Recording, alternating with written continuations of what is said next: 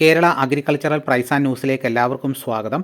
തെങ്ങിനെ ബാധിക്കുന്ന രോഗങ്ങളും അതിൻ്റെ പരിഹാര മാർഗ്ഗങ്ങളുമാണ് ഇന്ന് ഞാൻ ഈ വീഡിയോയിലൂടെ പറയുന്നത്. തെങ്ങിനെ ഒരുപാട് രോഗങ്ങൾ ബാധിക്കുന്നുണ്ട്.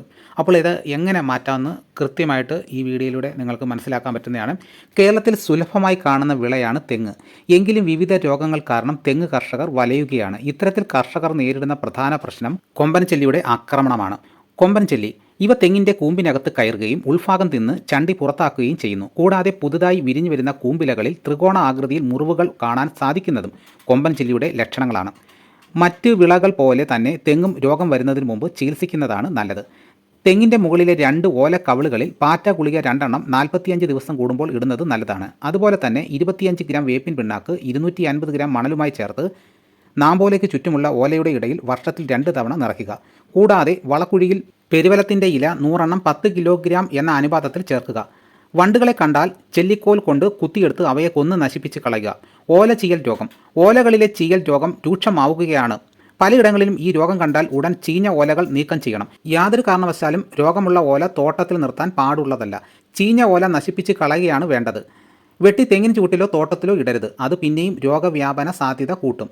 ചീയൽ ബാധിച്ച ഇലകൾ ഉണങ്ങിപ്പൊടിഞ്ഞ് താഴെ വീഴുന്ന ഫലമായി വിടരുന്ന ഓലകൾ വിശറി രൂപത്തിലാകുന്നു. നാമ്പോലയുടെ ചുറ്റിലുമുള്ള ഓലകളുടെ ചുവട്ടിൽ മാംഗോസെബ് 3 ഗ്രാം 1 ലിറ്റർ വെള്ളത്തിൽ ചേർത്ത് ഇലകളിൽ തളിച്ചു കൊടുക്കണം. കുലകരിച്ചിലും മച്ചിങ്ങ പൊഴിച്ചിൽ രോഗവും. മച്ചിങ്ങ പൊഴിച്ചിൽ കേര കർഷകർ അഭിമുഖീകരിക്കുന്ന മുഖ്യ പ്രശ്നങ്ങളിൽ ഒന്നാണ്. പൂങ്കലയുടെ ഞെട്ടുകൾ കരിഞ്ഞുണങ്ങുകയും മച്ചിങ്ങ ഇളം തേങ്ങയാവുകയും ധാരാളമായി പൊഴിയുകയും ചെയ്യുന്നു. ഇളം തേങ്ങയിൽ തവിട്ട് നിറത്തിൽ കാണപ്പെടുന്ന പാടുകൾ ക്രമേണ വലുതാകുന്നു.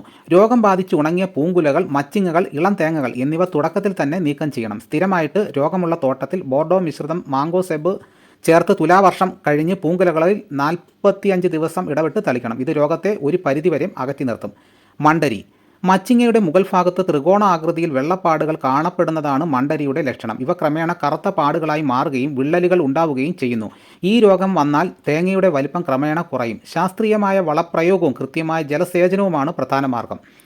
സർഫെക്സ് 4 ഗ്രാം 1 ലിറ്റർ വെള്ളത്തിൽ കലർത്തി പൂങ്കുലയിൽ തളിക്കുന്നത് നല്ലതാണ്. മണ്ടചീയൽ. മണ്ടചീയൽ ഒരു കുമിൾ രോഗമാണ്. രോഗം ബാധിച്ച തെങ്ങിൻ്റെ നാമ്പോലകൾ വാടുകയും മഞ്ഞളിച്ച് കാണുകയും തൂങ്ങിക്കിടക്കുകയും ചെയ്യുന്നു. നാമ്പോലയിൽ പാടുകൾ ബാധിച്ച ഭാഗങ്ങൾ അഴുകുന്നതോടൊപ്പം ഉണങ്ങുകയും അഴുകിയ ഭാഗങ്ങളിൽ മണ്ടയിലും ദുർഗന്ധവും ഉണ്ടാകുന്നു. താഴ്ഭാഗത്തെ ഓലകൾ മാത്രം ബാക്കിയായി തെങ്ങിൻ്റെ വളർച്ച നിലയ്ക്കുന്നു. ഇതിനുള്ള ഉത്തമ പ്രതിവിധി രോഗബാധയുള്ള തെങ്ങിൻ്റെ നാമ്പോല ഒടിഞ്ഞു തുടങ്ങുമ്പോൾ തന്നെ ചീഞ്ഞ ഭാഗം നശിപ്പിച്ച് കളയണം. രോഗം ബാധിച്ച തെങ്ങുകൾക്ക് ചുറ്റുമുള്ള തെങ്ങുകൾക്കും രോഗം വരാതിരിക്കാൻ ബോർഡോ മിശ്രിതം തളിക്കുന്നത് നല്ലതാണ്. 2 ഗ്രാം വീതം മാംഗോസെബ് പ്രയോഗിക്കുന്നത് നല്ലതാണ്.